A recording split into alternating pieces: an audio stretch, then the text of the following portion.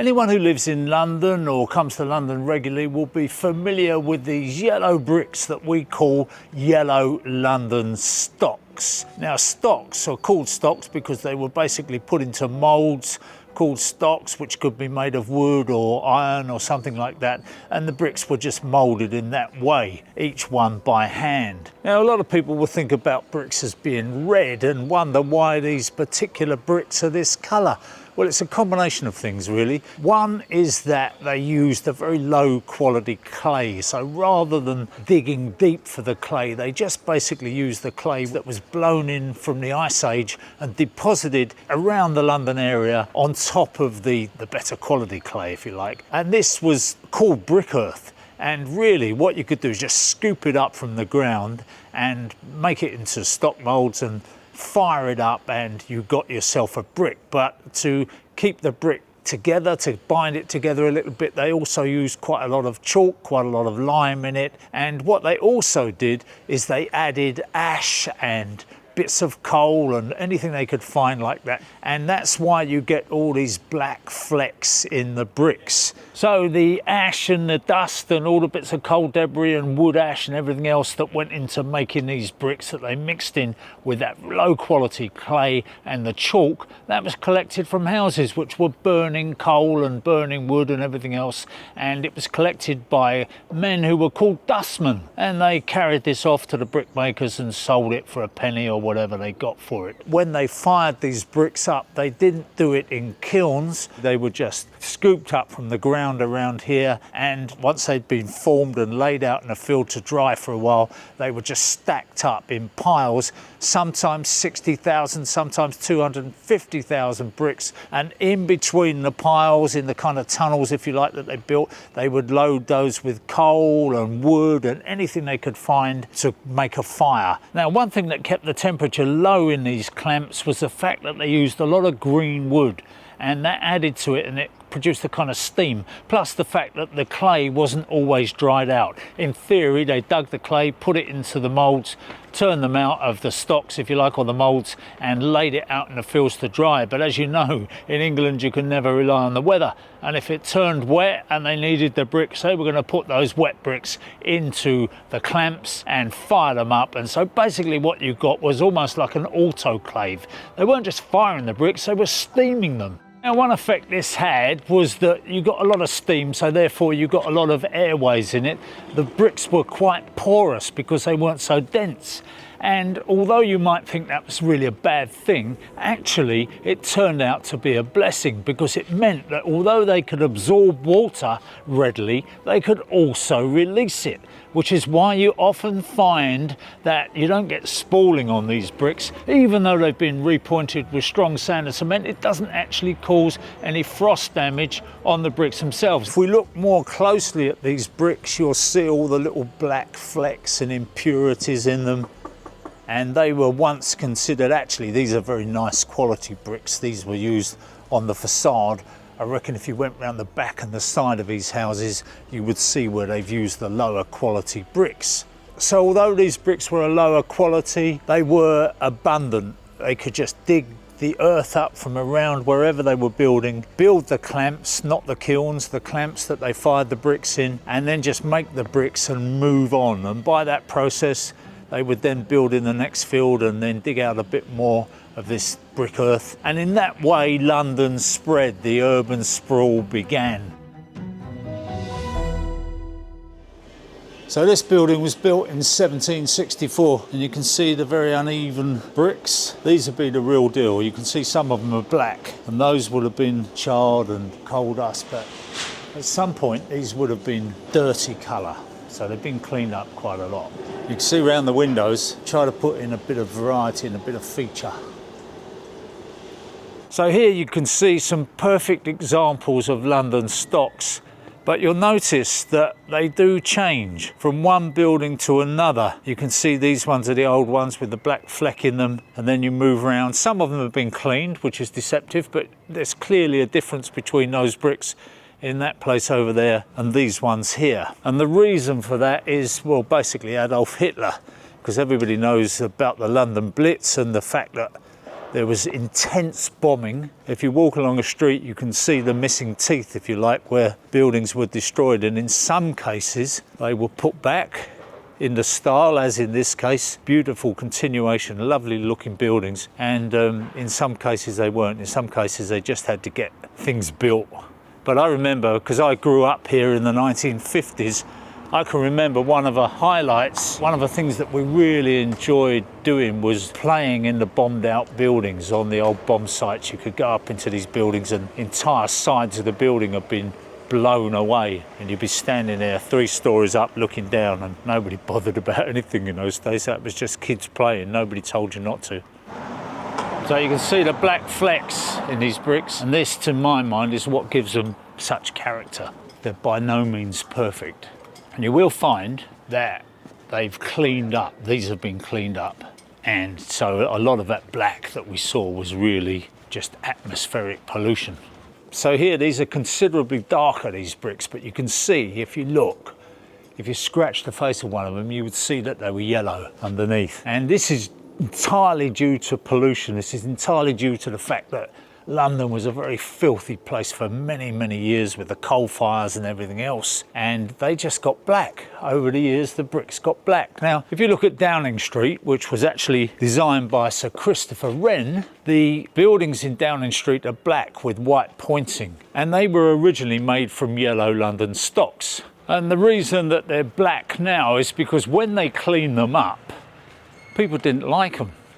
They looked at it and they thought, well, that doesn't look like Downing Street. That doesn't look like the iconic buildings that we know. So what they then did was to paint the bricks to make them black again, which is crazy, because once you paint bricks, you've got to keep painting bricks. That's the advice to the Prime Minister. Never paint your bricks. Now, you wouldn't imagine that a humble brick could create much controversy, could you? But there are people that dislike yellow London stocks with a passion. And there are other people like me who just love them. And I suppose one of the reasons why I love them, I suppose you could say, is because I was born just here and I was surrounded by these buildings, these tenement buildings, beautiful wrought iron balconies, and it was yellow London stocks everywhere. So they are my earliest memory. So here's a great example of the old red rubbers and the way that they haven't stood the test of time at all. All down here you can see the degradation, bit of frost damage. They've pointed it all up. But over here you can see the old yellow London stocks. These walls would have been here when I was a kid, but it looks like these are probably salvaged. They may have even been salvaged from when they knocked down those buildings that I lived in. And that's what happened quite a lot, is that people reuse the bricks. And it's unlikely that any quality houses would have been built using second-hand stocks, but certainly extensions and the odd brick wall here and, you know, all sorts of bits and pieces where people have added and changed buildings, maybe bricked in a window, they would have used the second-hand bricks. And the second-hand bricks are now very valuable indeed. I mean, 2-3 quid a time, you know, they just pick them up, the guys go through the rubbish picking them out and selling them. So what you find in various parts of London is that they've got these little areas, these little gardens. This one unfortunately is gated off, so we can't get in there, but you can see that down there is a lower point, and just up here you can see the houses through the trees. The reason that you've got this hole in the ground, if you like, is because this is where the clay was dug out to build these houses. And when they'd finished digging out the clay, they didn't fill it in to build more houses. They just moved on and left that area there. And eventually it was turned into a very nice little gardens. All over the place you'll see that where they've cut the railings off, just sawing them off. These would have been lovely wrought iron railings all the way along the top of this wall. You can see all the little stubs left in there. And that was all done for the war effort when we were looking for metal. And obviously we couldn't import metal, so we just had to recycle whatever was available to help the war effort, to build the tanks and so on, to fight the Second World War. And they were never put back, you know. I don't think they're necessarily needed, but there are a few in there. Russell Square, and all these buildings here built of yellow stocks. They've tried to make them nicer there.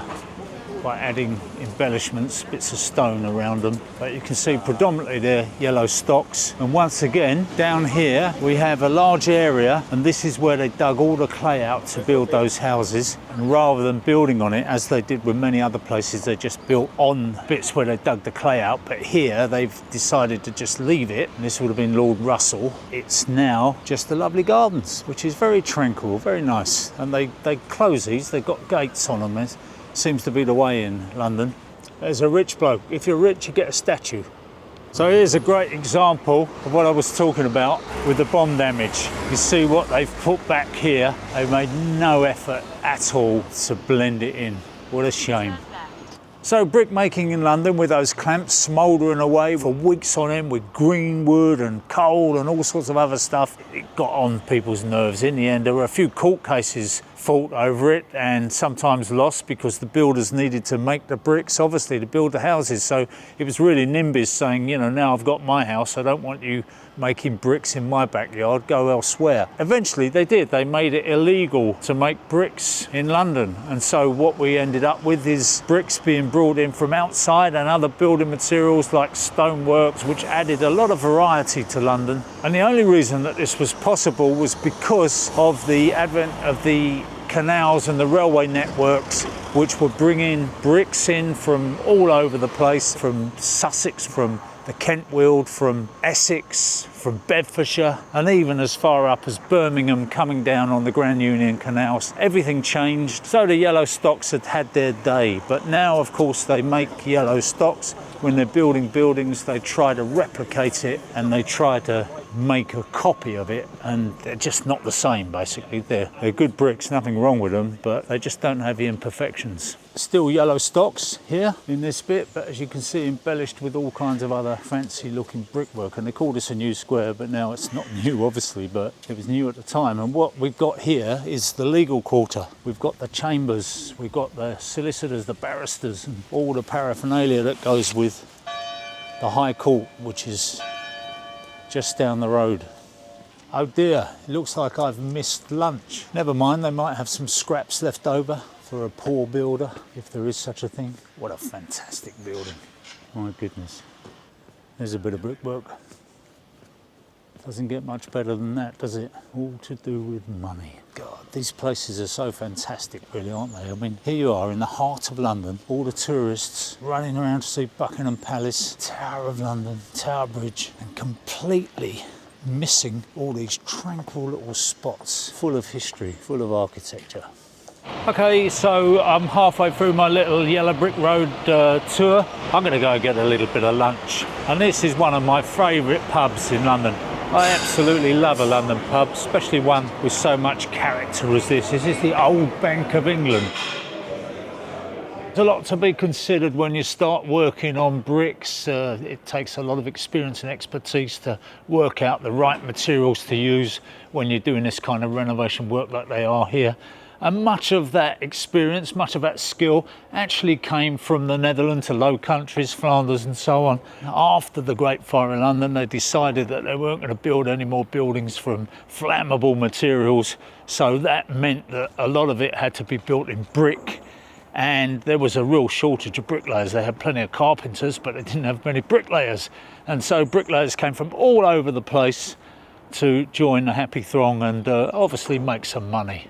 The age-old motivator. You can see here on this little repair that they have got use of yellow London stocks, a genuine item, and they've repointed it in a bit of strong sand and cement.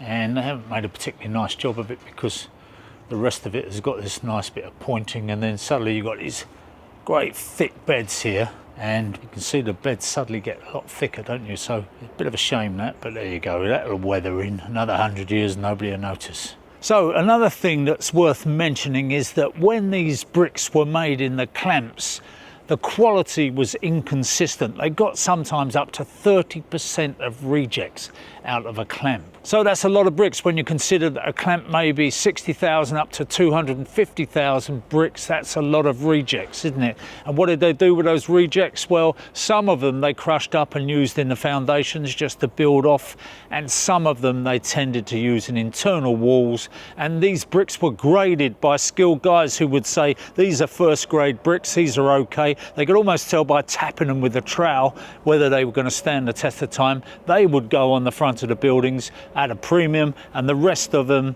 would go to the sides of the building or even the backs of the building and the internal walls, and that way they used as many bricks as they could. But another way that they found to make use of the bricks was when they had a premium grade brick, they would often snap the headers. Now if you look at an English bond, you'll see that in a solid 9-inch wall you've got stretchers going long ways, and then the next course are headers going the other way, and the idea of that is that those bricks turn the other way will tie the wall together.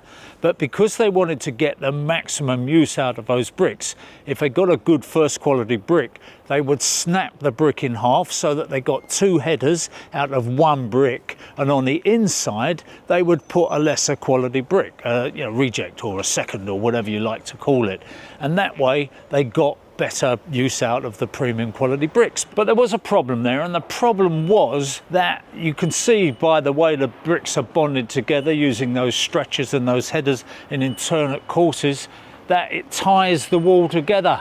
And when you snap those headers, you've no longer got a tie between the internal and the external skin, and that means that the wall is going to bulge. They overcame that. Sometimes you've got a bulging wall and they could see it early and they could put a few wall ties in to hold the wall together, but other times it resulted in a collapse. If you buy a house today that's a few hundred years old made of these bricks, or any other bricks come to that, you've got no way of knowing whether they've used a load of snapped headers on there or whether they've actually done the honourable thing and tied them through. If they were sensible, they would have kept a few of those headers intact to tie the wall together, so it wouldn't matter if, say, 1 in every 4 headers was a whole one, and that would be enough to tie the wall together. But if you get too greedy, then you do end up with a wall that's not tied at all, and that can result in a sudden and catastrophic collapse, as they say. When you look at this wall, you can see that it's had a little bit of a dip over the time, and the mortar, being sand and lime, has just kind of taken that dip.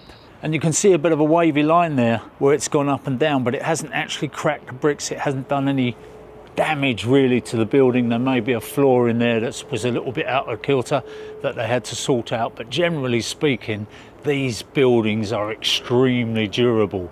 Several hundred years old. In this case, this one was built in 1814. That's doing very well indeed, and I reckon it's going to last another 100, 200, even 300 years without too much trouble.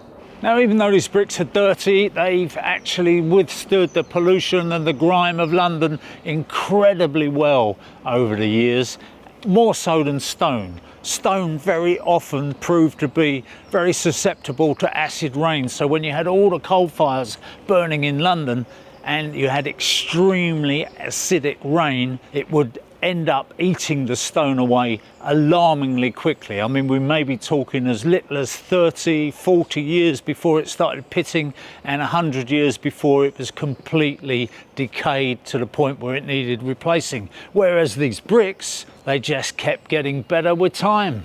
Now you can see that the bricks that they've used here in the soldier course along the top, and also the mullions down the side, they're red rubbers, and look how badly they have eroded over the years compared to the good old, what we might have called inferior London stocks. They obviously put those red rubbers there to give the building a little bit of distinction, a little bit of class. Did it work?